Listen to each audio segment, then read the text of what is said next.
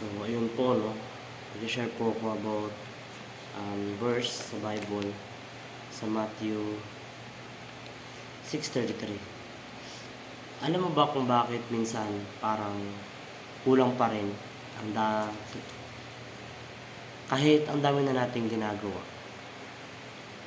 Kasi madalas, inuuna natin ang mga bagay sa mundo, trabaho, o pera, o kahit mga problema, bago ang Diyos.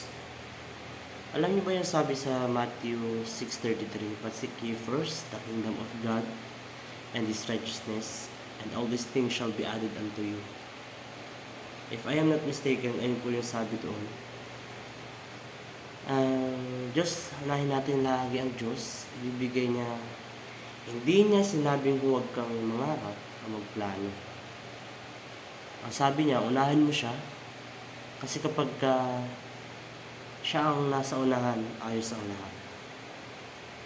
Kung inuuna natin ang Diyos sa panalangin, sa pagbabasa ng kanyang salita, at sa paggawa ng tama, siya mismo ang gagabay at magpapala at magbibigay ng lahat ng ating pangangailangan sa tamang oras, sa tamang paraan.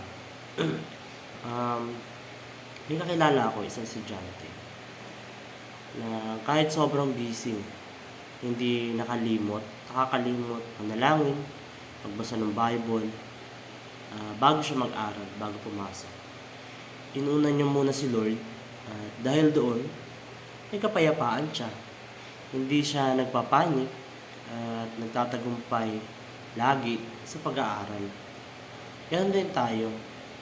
Kung inuuna natin si Lord, siya ang bahala sa lahat. Baga, nasa kanya ang control. Siya ang bahala. Kasi nasa kanya lahat. So, sabi niya, but seek ye first. Unahin natin palagi ang Diyos. Kasi kapag inuna natin yung Diyos, sabi niya nga, di ba? But seek ye first. So, alam ng Diyos kung ano yung pangangailangan mo. Kung inuna mo yung Panginoon, inuna mo yung Diyos, siya yung bahala sa lahat.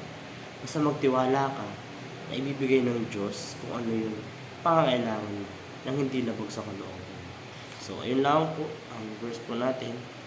Ang title po nun at pinag-aaralan, unahin ang Diyos.